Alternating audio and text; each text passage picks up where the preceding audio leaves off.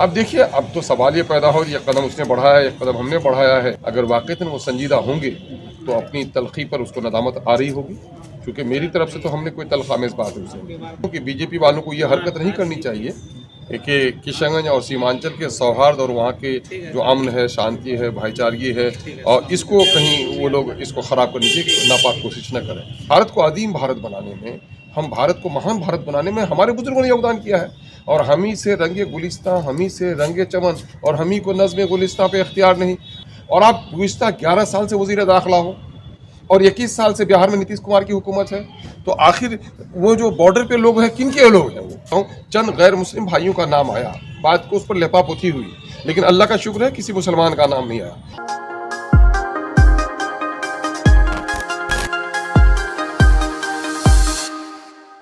बिहार विधानसभा का बजट इजलास खत्म हो चुका है और अब जो हमारे नुमाइंदे हैं वो अब अपने अपने क्षेत्रों के जाने वाले हैं। हमारे साथ अभी अमौर के एमएलए हैं अब्दुल ईमान साहब। सर, शुरुआत करते हैं कि राज्यसभा सीट को लेकर के आपकी तरफ से या आरजेडी की तरफ से क्या समझ है?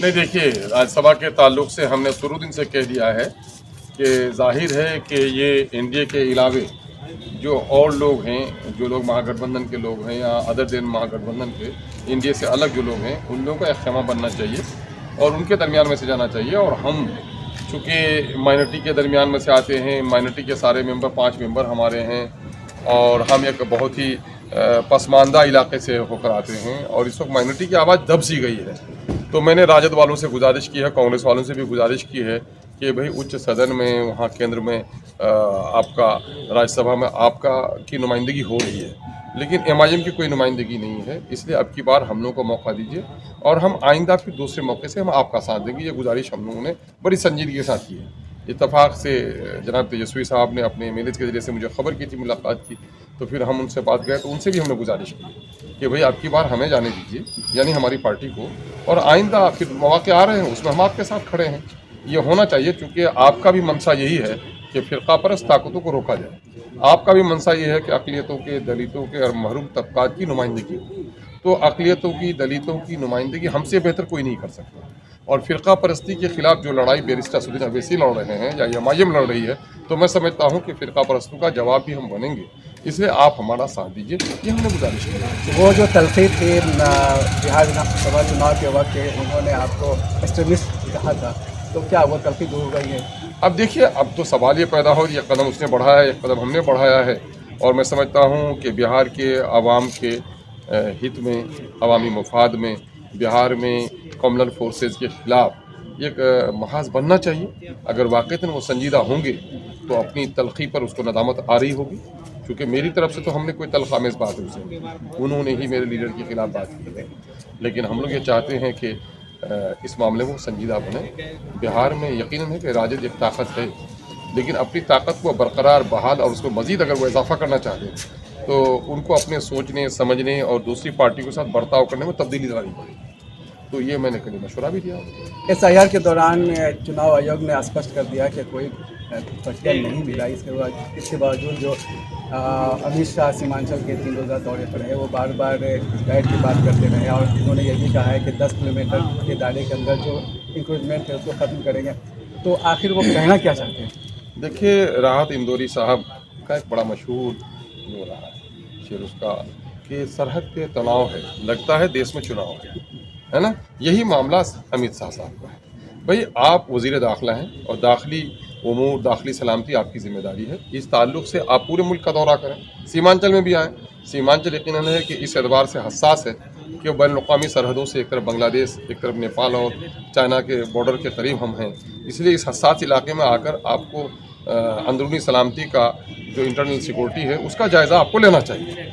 लेकिन मैं समझता हूँ कि बीजेपी वालों को ये हरकत नहीं करनी चाहिए कि किशनगंज और सीमांचल के सौहार्द और वहाँ के जो अमन है, शांति है, भाईचारगी है, और इसको कहीं वो लोग इसको ख़राब करने की नापाक कोशिश न करें। मैं दावे के साथ कह सकता हूँ कि कश्मीर की वादियाँ जन्नत के नज़ारे को पेश कर रही हैं, बड़ी हसीन हैं, लेकिन चनार के बड़े खूबसूरत और अंगारे नुमा सुर्ख फूल भी वहाँ खिलते हैं। लेकिन मैं कहता हूँ कि वहाँ इंसानी जिस्म से खून भी बहते हैं। वहाँ अगर बर्फ़ की सफ़ेद चट्टानें दिखती हैं, सलोटें दिखती हैं, तो वहाँ कफन के टुकड़े भी आपको दिखते हैं। लेकिन हमारा सीमांचल का खित्ता गरीब ज़रूर हो, लेकिन वहाँ जो अमन है, भाईचारगी है, जो रवादारी है, पूरे मुल्क में उसकी कोई मिसाल नहीं है। इस भाईचारगी को कोई बर्बाद न करें। और दूसरी, जहाँ तक बांग्लादेशी घुसपैठिया के ताल्लुक से वहाँ जाकर वो ताना देने का काम करते हैं, हम आपको बता दें कि तारीख़ के तालिब इल्म आप होंगे कि मुल्क का जिस वक्त तकसीम हो रहा था, तो पाकिस्तान अपने वजूद से ही दो टुकड़े में हो गया। ये सीमांचल के हमारे आबा व अजदाद मुबारकबाद के मुश्तहिक हैं। हम उनको अकीदत के साथ याद करते हैं कि उन्होंने बड़ी संजीदगी के साथ हुब्बुल वतनी का सबूत दिया। वो करवट बदलते तो बांग्लादेश उस वक्त पाकिस्तान का हिस्सा हो जाते, लेकिन उसने ऐसा नहीं किया।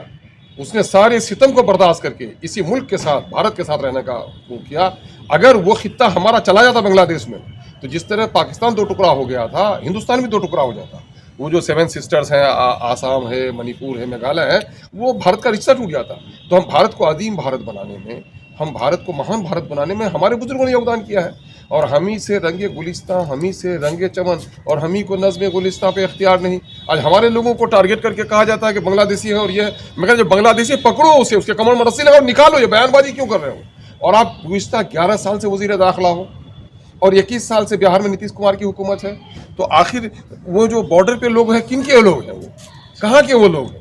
वो जापान के हैं ना चाइना के हैं जो उनको अगर, वो तो हिंदुस्तानी फोर्स है ना, चाहे SSB के हों, चाहे BSF के हों, चाहे आर्मी लगी हुई हो, तो वो कौन है? इसके माने अपनी आर्मी पर, अपने BSF पर, अपने SSB के नौजवानों पर आपको एतमाद नहीं है। यानी आप इल्ज़ाम लगाते हैं कि इन्होंने दरअंदाजी करने का मौका दिया है। अभी SIR से पहले भी आप हंगामा कर रहे थे और हमारे लोग भी खौफजदा थे, न जाने कितना परेशान किया। इत्तफाक से, बल्कि पाकीज़ा बात मैं आपको बताऊं, चंद गैर मुस्लिम भाइयों का नाम आया, बात को उस पर लेपापोती हुई, लेकिन अल्लाह का शुक्र है किसी मुसलमान का नाम नहीं आया। तो हिंदू हो, मुसलमान हो, उस इलाके के सब लोग अमन के साथ रहना चाहते हैं। बीजेपी को हमारी ये अमन पसंदी वो पसंद नहीं, रास नहीं आ रही है। जिस तरह से मक्खी को जख्म पसंद है, बीजेपी को फितना पसंद है। तो बीजेपी चाहती है वह फितना फैलाए, लेकिन मुझे यकीन नहीं, पुख्ता एतमाद है कि सीमांचल के खित्ते में लोग नाक रगड़ लेंगे, लेकिन हिंदू और मुसलमानों के दरमियान में जो इत्तेहाद है, जो इत्तेफाक है, जो रवादारी है, जो मोहब्बत है, उसको कोई पामाल नहीं कर पाएंगे। और अगर पामाल करने की कोशिश करेंगे तो उसके लिए हम लोग जी जान बनकर लड़ाई लड़ेंगे। हम सरहद के पासबान भी हैं, हम रवादारी और मोहब्बत के अलंबरदार भी हैं। हम इसका सौदा होने नहीं देंगे। बात सीमांचल की आई तो मल्टी सेक्टोरल जो डेवलपमेंट है, उसके लिए बिहार का जो बजट है अल्पसंख्यक का, वो सिर्फ 253 करोड़ है। इसमें क्या विकास होगा? देखिए, MSDP जो अब इस वक्त मल्टी सेक्टोरल डेवलपमेंट को बदल दिया गया, उसको प्रधानमंत्री जन विकास कार्यक्रम का नाम दे दिया गया है। पहले उसका दायरा कार वो ख़ास मुस्लिम अक्सरियती इर्तकाज के इलाके थे, अब उसका इकाई, उसको ब्लॉक को बना दिया गया है। इसका चित्ता पांजा कर दिया है हुकूमत ने, और पिछले 2017 से रकम नहीं आ रही है। ये योजना सिर्फ नाम पर जिंदा है और अमली तौर पर कोई काम नहीं हो पा रहा है। और जाहिर है कि मरकज़ी क़यादत हो या बिहार की हुकूमत हो, मुसलमानों और अक़लियतों के बारे में संजीदा नहीं है। ये मुसलमानों को अलग मज़हब का समझते हैं, क्या हिंदुस्तान के वासी नहीं है? अगर बिहार देश में 20 करोड़ 25 करोड़ मुसलमान अगर कमज़ोर होंगे, नातवा होंगे, तो क्या ये मुल्क मजबूत मुस्तहकम हो सकता है? तो जो लोग मुल्क को मुस्तहकम करना चाहते हैं, राष्ट्र के हित में काम करना चाहते हैं, उसको हिंदू, मुस्लिम, दलित, अगड़े पिछड़े सबको समान अवसर देना चाहिए और उनकी तरक्की के बारे में फिक्रमंद होना चाहिए। लेकिन न जाने बीजेपी की जो हुकूमत है वो मुस्लिम दुश्मनी, मुस्लिम बुग़्ज़, मुस्लिम अनाज पर ही टिकी हुई है। यही वजह है कि हर महाज पर, अभी यूपी के बारे में आपने सुना होगा, होली जैसा परवाता है। बुरा न मानो, होली है, रंग गुलाल खेलते हैं लोग, गमों को बुलाते हैं, ईद में हम गले लगते हैं, सेवैयाँ खाते हैं, गमों को बुलाते हैं। भाई ये त्यौहार तो आते हैं मोहब्बत का पैगाम के लिए। ये कहाँ से नफरत भरा पैगाम आ गया कि मस्जिदों को तिरपाल से ढक दो और हम कहें कि साहब ईद के मौके से मंदिरों को ढक दो? तो ये बात तो हमको कहने की भी इजाज़त नहीं होगी, आप ये करवा रहे हैं। तो इस मुल्क में कहीं ना कहीं मुसलमानों के साथ दोहरे दर्जे के शहरी होने का सुलूक किया जा रहा है, मुसलमानों को खौफ में डाला जा रहा है। ये मुल्क की सालमियत के लिए, मुल्क की रवादारी के लिए, मुल्क की जमहूरी आइन के लिए। और मैं कह रहा हूँ ये मोदी राज है। राम राज का अगर कल्पना करते हैं तो राम राज न्याय का राज है ना, ये रावण राज नहीं है। तो मैं समझता हूं कि रामराज की कल्पना जो लोग करते हैं और ये रावण के चरित्र को अपनाते हैं, वो कहीं से देश के हितैषी नहीं हो सकते हैं। भारत माँ को अगर माँ मानते हैं तो उसकी आत्मा चीख रही होगी कि मेरे संतान एक दूसरे कमज़ोर संतान के साथ, मैं अक्सर कहता हूँ जुमला, माँ सब बच्चों से प्यार करती है लेकिन अपने कमज़ोर बच्चे से, बीमार बच्चे से ज़्यादा मोहब्बत करती है। उसकी तमन्ना होती है कि मेरा सेहतमंद बेटा वो कमज़ोर भाई के साथ मोहब्बत करे। जब सेहतमंद अपने कमज़ोर और बीमार भाई को धक्के मारता है, उसको धक्के नहीं मारता, माँ की रूह को तकलीफ पहुँचाता है। तो ये जो नकली देशभक्त हैं, ये कहीं ना कहीं से भारत का नाम तो लेते हैं, वंदे मातरम कहते हैं, लेकिन भारत की आत्मा को आघात पहुँचाते हैं। को लेकर के आप लोगों ने विधानसभा से वॉकआउट किया, क्या अब आपको लगता है कि वाकई उर्दू के तहत हुकूमत बिल्कुल ही संजीदा नहीं है? ये हुकूमत उर्दू की कातिल है। पिछले 7-8 सालों से उर्दू एकेडमी का क्या हाल किया, उर्दू लाइब्रेरी का क्या हाल किया। खुदाबख्श ओरिएंटल जो लाइब्रेरी है वो इल्म मखतूतात मशरिकी उलूम का वो रहा है, मखज़न और मरकज़ रहा है, और वहाँ पर हमेशा उर्दू, फ़ारसी और अरबी के स्कॉलर्स आते रहे। वहाँ नन अरबी नन उर्दू स्कॉलर को भेज दिया गया। बिहार में तकरीबन 80,000 उर्दू टीचरों की जगह खाली है, उसको इन लोगों ने भरने का काम नहीं किया। और मानक मंडल में जो 6+1 का अभी क्लास 10 के लिए इन लोगों ने मानक मंडल हाई स्कूल के लिए बनाया है, उसमें से उर्दू टीचर को इसने गायब कर दिया है। मैं ये कह रहा हूँ कि ऑस्कर आल्ट यूरोपीय मुफक्किर है, उसने कहा था कि साहब किसी कौम को बर्बाद करना चाहो तो उसकी जवानों, उसकी नस्लों पर गर्दन पर शमशीर मत चलाओ, उसकी मादरी ज़बान छीन लो, वो कौम खुद मर जाएगी। ये बिहार हुकूमत वही कर रही है, उर्दू ज़बान के साथ छेड़खानी कर रही है, उर्दू को मिटाना चाह रही है। और मैं आपको बताता हूँ, ये दस्तूरी और आइनी हक़ है हमारा कि हम अपनी मादरी ज़बान में प्राइमरी एजुकेशन को हासिल करें।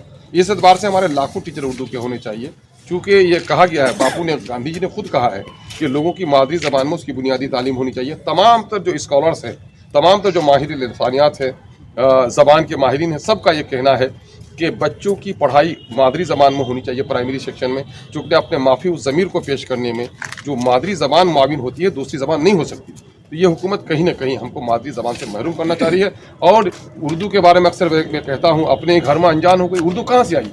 अफगानिस्तान से आई, पाकिस्तान, तो पाकिस्तान तो हिंदुस्तान का हिस्सा था। क्या अरब से उर्दू आई, अमेरिका से उर्दू आई? उर्दू तो यहाँ लश्करी ज़बान है, और सारी ज़बानों का ताल्लुक दरबारों से होता था। ये तो अवामी ज़बान है।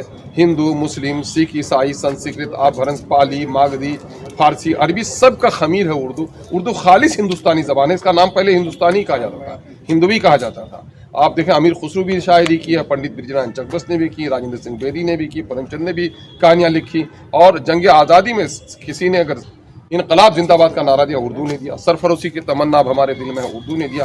उर्दू जंग आज़ादी की मुजाहिद ज़बान रही है। लेकिन उर्दू बेचारी का हाल ये है कि अपने ही घर में मैं अनजान हो गई। मैं हूँ उर्दू, शायद मैं भी मुसलमान हूँ। उर्दू के साथ इन लोगों का सलूक है, जिस तरह से मुसलमानों की गर्दन काटी जा रही है, उर्दू की गर्दन भी लोग काट रहे हैं। और मैं एक बात कहता हूँ दावे के साथ कि उर्दू और हिंदी दोनों जुड़वा बहन है। अगर उर्दू ख़त्म हो गई तो हिंदी भी जिंदा नहीं है, हिंदी भी बर्बाद है। एक आखिरी सवाल ये है कि कारी सुहैब साहब ने कल विधान परिषद में मामला उठाया था तिनका का। उसमें बताया कि किस तरह से दिल्ली से गोरक्षक दल आया और वहाँ हंगामा किया। आपको ये क्या लगता है, किस बात की अलामत लगती है? नहीं, यकीनन है उसने खौफ का तस्करा किया है। जो कुछ भी उन्होंने कहा है, मैं कहता चोर दरवाजे से हिंदू राष्ट्र बनाना क्यों चाहते हैं आप? यूनिफॉर्म सिविल कोड को चोर दरवाजे से क्यों लाना चाहते हैं आप? अपना ब्लूप्रिंट लाइए, कैसे क्या कीजिएगा। साउथ के हमारे गैर मुस्लिमों के आला खानदान के लोग अपनी सगी भांजी को शादी करते हैं। क्या मिथिला में भी ऐसा होगा? क्या बिहार के दूसरे हिस्से में भी ऐसा होगा? क्या इसको बर्दाश्त करेंगे लोग? नहीं करेंगे। पहले ये तो लिया है। आज भी बहुत सारे मंदिरों में किसी को जाने दिया था, किसी को नहीं जाने दिया जाता है। तो क्या सारे मंदिरों में सबको जाने की इजाजत होगी? आज भी बेटियों को कहीं विरासत में हिस्सा दिया जाता है, कहीं नहीं दिया जाता है। क्या सबके लिए एक सा कानून बनेगा? ये लेके आए, हमको उससे कोई एतराज नहीं है। ये गाय को माँ कहते हैं, कहें माताजी कहें, उसके लिए वो नेशनल जो पशु है उसको इख्तियार है, उसको ऐलान कर दें। हमको उससे कोई, उनके पाखाना पेशाब को हमारी शरीयत कहती है नापाक है, लेकिन वो पवित्र कहते हैं। हम उनको चाहते हैं वो पवित्र कहें, हम उसको नहीं टोकते हैं। लेकिन गाय के नाम पर ये हिंदू और मुसलमानों के दरमियान में दंगे कराना ये कहीं से उचित नहीं है। ये गांधी का देश है, ये महात्मा बुद्ध का देश है, ये गौतम की नगरी है। यहाँ पर अमीर खुसरो के मोहब्बत के पैगाम सुने हैं लोगों ने। तो यहाँ पर कम अज़ कम ये है कि अपने धर्म का पालन करो, दूसरे का धर्म का आदर करो। और गाय के नाम पर, टीका के नाम पर, टोपी के नाम पर कहीं नफरत का बाजार मत गर्म करो, एक दूसरे की गर्दन मत काटो। इसके लिए हम लोग हमेशा कहते रहे और कहते रहे। तो ये थे अख्तरुल ईमान साहब, जिन्होंने साफ कहा कि गाय की रक्षा के नाम पर दंगा नहीं होना चाहिए और इंसान का खून नहीं बहना चाहिए। कैमरा पर्सन शायन हसन के साथ मैं सैयद जावेद हसन, बिहार लोक संवाद, पटना।